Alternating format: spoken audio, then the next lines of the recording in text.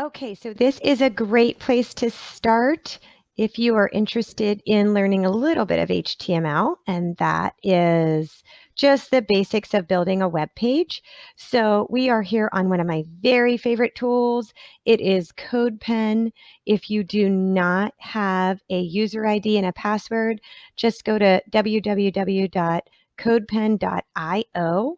And I'll put all of these directions in the description of the video, and I'll put a link to Codepen as well. And you just sign in. It's free. You don't need to give a lot of information or a credit card or anything like that. And then go to your little icon and click New Pen.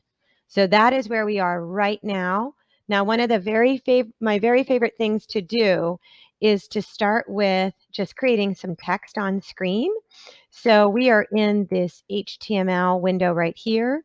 And then we are going to be also working with our CSS window in the middle. We are not going to be doing anything with this JS window over on the right-hand side. That's JavaScript. And that's a little bit beyond us at this point, but we'll be doing some JavaScript in a little bit. So in our HTML window, you can see everything sort of went white down here.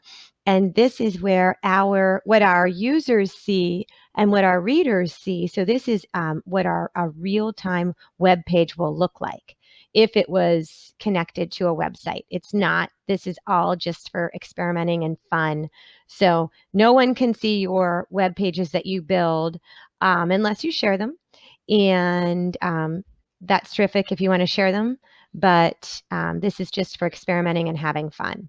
So the very first thing that I did was make a bracket, an open bracket, and then I do an exclamation point, and I write in uppercase doc type, and then HTML.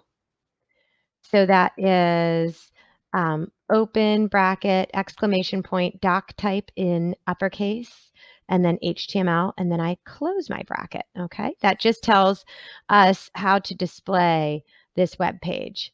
Now, I want to go ahead and open bracket, and I write HTML again. Then I do open bracket, and I write head. So this is all the information that's in our little head piece right here.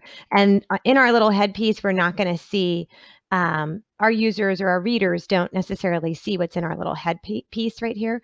So we are going to put title.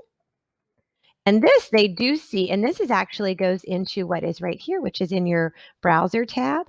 So this isn't going to be a title that you see down here. It is going to be a title that you only see in your browser tab. So when we're in this development app, we probably will not see it. So for our title, we're going to write big fonts because we're going to be working with some fonts and we're going to make them super big. So we have our beginning tag right here. It's title. And we have a beginning bracket, an end bracket, and then we can put anything we want right here to be in our tab. I just wrote big fonts and I put an exclamation point, and then I have my end title tag, which is open bracket, / and then title, and then close bracket. Now I'm going to go ahead and close my head bracket because I'm not going to put anything else there. And then I'm going to put body, open body tag, and let's do a heading 1. So an H1, heading 1, that's my very largest heading. I don't need to put any style with it. It will just automatically be very, very big. And this is the heading that Google scrolls for when we're in Google and we're searching for something. This is one of the ways that Google identifies our websites. So let's put, hi there. We are experimenting with fonts, exclamation point, and then I end my heading tag. And I can pull that over there. And then I'm going to end my body tag. And I'm going to close my HTML tag. And all of a sudden you can see in real time, if this were a real web site and up and running, this is what our readers would see. Hi there, we're experimenting with fonts. Okay, now let's do something fun with this font and make it really super big. And we're going to do that in our CSS.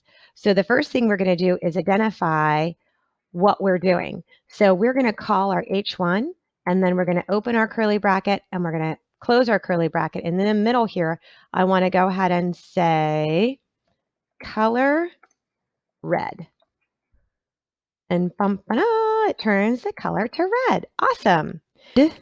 Now let's go ahead and make the font bigger. So let's do font size equals 200 px semicolon. Whoa, that's enormous. Way too big. Obviously, we are just experimenting.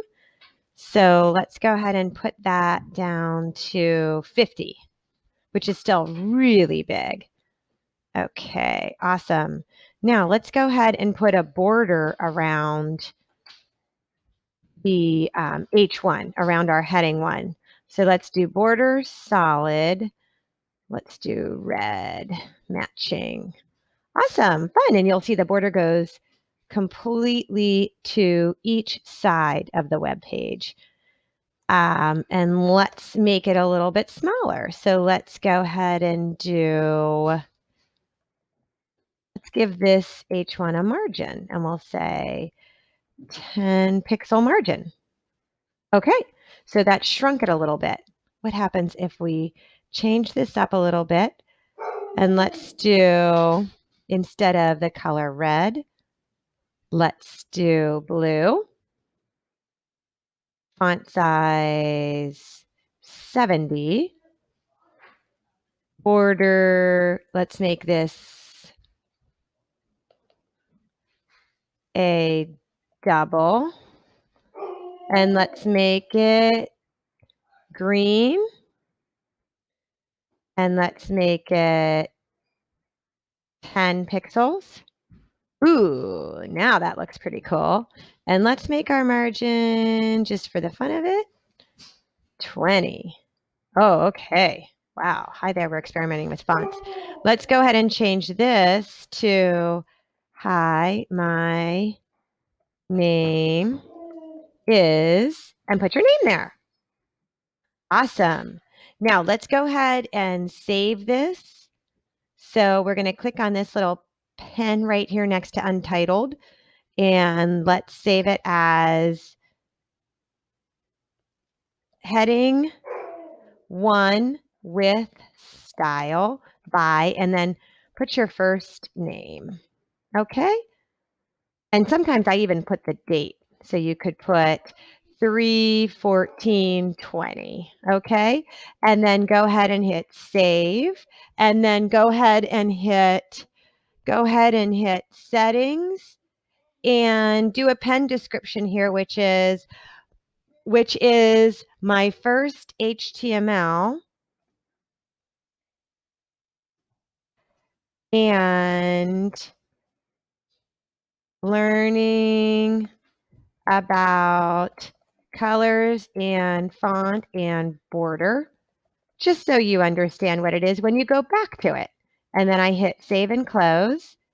Now I will see this when I go into I click on my icon here and I go into my dashboard.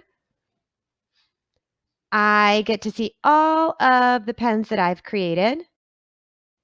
Clear that out. And there's the one that I just did. Terrific. And then other people can go ahead and see it, and they can comment on it. They can put a little heart. They can view it, whatever they'd like to do. But usually there are so many developers on this website that usually most of mine go unseen, other than myself. Okay, thank you so much, and come back for the next one.